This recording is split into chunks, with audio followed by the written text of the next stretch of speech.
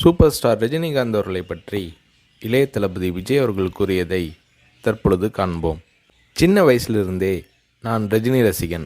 வாரத்தில் 4 நாள் ஸ்கூலுக்கு போனால் 3 நாள் ரஜினி படம் பார்த்துட்ருப்பேன். எனக்கு 5 வயசாகி இருக்கிறப்ப ரஜினி சாரோட அன்புக்கு நான் அடிமை படம் ரிலீஸ் ஆச்சு. எப்படியாவது படம் பார்த்துடணும்னு ஆசை. ஆனால் ஸ்கூலுக்கு கட்டடிச்சிட்டு போகிற வயசு அல்ல அது. அதனால் நான் என்ன பண்ணினேன்னா, அப்பா ஷூட்டிங்க்கு போன உடனே எங்கள் அம்மா கிட்ட ரொம்ப அடம் பிடிச்சி மேட்னி ஷோவுக்கு போயிட்டேன். மேட்னி ஷோ பார்த்துட்டு வெளியே வந்ததும் திரும்பவும் ஈவினிங் ஷோ பார்க்கணும்னு அடம் பிடித்தேன். ஒரு போடு போட்டு வீட்டுக்கு கூட்டி வந்து விட்டாங்க. அங்கிருந்து நேரே சுரேந்திர மாமா வீட்டுக்கு போனேன்.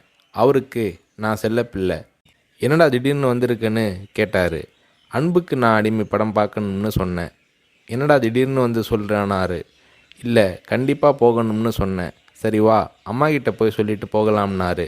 இல்லை, அம்மா கிட்ட சொன்னால் திட்டுவாங்க. நான் உங்கள் வீட்டில் இருக்கேன்னு சொல்லிட்டு வந்துட்டேன். படம் பார்த்துட்டு நைட்டு போயிடுறேன்னு. அதே மாதிரி சுரேந்திரர் மாமா கூட போய் 2வது தடவையாக படம் பார்த்துட்டு வீட்டுக்கு வந்துட்டேன். அப்படியும் சும்மா இருக்கலை. ஷூட்டிங் முடிஞ்சிட்டு 9 மணிக்கு அப்பா வந்தார். வாடா சாப்பிடலாம்னாரு. எனக்கு பசி இல்லைன்னு முகத்தை திருப்பிக்கிட்டேன். கோபமாக இருக்கிற மாதிரி நடிப்பு காட்டினேன். இல்லை, சாப்பிட்டு தான் ஆகணும். உன் ப்ராப்ளம் என்னன்னு சொல்லுனாரு. அன்புக்கு நான் அடிமைக்கு கூட்டிகிட்டு போனால் சாப்பிட்றேன்னு சொன்னேன். சாப்பாட்டை பரிமாறிக்கிட்டு இருந்த அம்மா என்னை பார்த்து, அட திருடா, என் கூட வந்து அந்த படத்தை மேட்னி ஷோவில் பார்த்துருக்குற மாதிரி முறைச்சி பார்த்தாங்க. சரி வந்து சாப்பிடுனாரு. சாப்பிட்டு முடித்ததும் நைட் ஷோவுக்கு கூட்டிகிட்டு போனார். உண்மையிலேயே அன்னைக்கு மேட்னி, ஈவினிங், நைட் ஷோன்னு 3 தடவை ரஜினி சார் படம் பார்த்தேன். படம் பார்த்துட்டு வந்ததும் அப்பா கிட்ட ஒரு அன்பு கட்டளை போட்டேன். நாளைக்கு நான் ரஜினி சாரை பார்க்கணும், அவர் கூட நின்று ஃபோட்டோ எடுக்கணும்னு சொல்லி அப்பாவோட கழுத்தை கட்டி பிடிச்சிக்கிட்டேன். அடுத்த நாள் காலை நானும் என்னோடய ஃப்ரெண்ட் கார்த்திக்கும் அப்பா கூட போனோம். ரஜினி சார் வாகினி ஸ்டுடியோவில் ஏதோ ஒரு ஷூட்டிங்கில் பிஸியாக இருந்தார். நான் ரஜினி சாரை நேரடியாக பார்க்கிறது அதுதான் முதல் தடவை. எப்படி ரஜினி சார்கிட்ட பேசுகிறதுன்னு பயந்துக்கிட்டு இருந்தேன். அவர் கூட்டிகிட்டு போய் அன்பாக பேசினார். அப்படியே என்னை தன்னோட மடியில் உட்கார வச்சுக்கிட்டு என்ன படிக்கிறேன்னு கேட்டார்.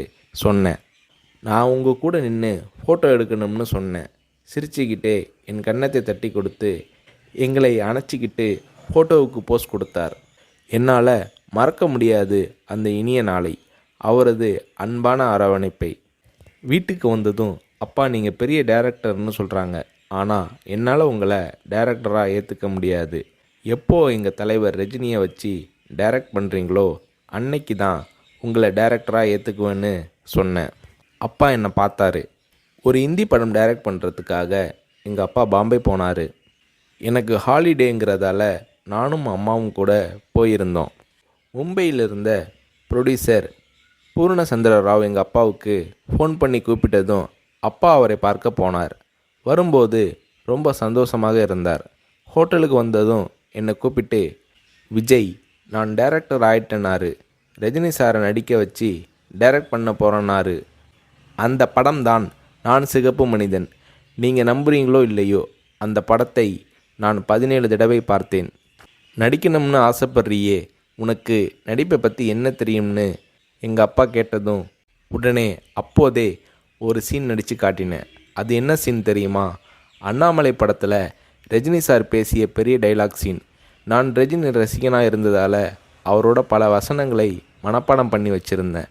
அதில் ஒரு வசனம்தான் எனக்கு உதவியது. ரஜினி சார் சரத்பாபுவை பார்த்து தொடையில் தட்டிக்கிட்டு கோபமாக பேசுவாரே, அந்த வசனத்தை நான் பேசி நடிக்கிறத கொஞ்ச நேரம் அப்படியே கூர்ந்து கவனிச்ச எங்கள் அப்பா என்னை பக்கத்தில் கூப்பிட்டு, நாளைக்கு உனக்கு மேக்கப் டெஸ்ட் எடுக்கிறேன்னாரு. அவர் அந்த வார்த்தைகளை சொல்லி கை குலுக்கியதும் எனக்கு சிறகு முளைச்சி ஆகாயத்தில் பறக்கிற மாதிரி எல்லையில்லாத மகிழ்ச்சி பொங்கியது என்று நடிகர் ரஜினி அவர்களை பற்றி இளைய தளபதி விஜய் அவர்கள் கூறுகிறார்.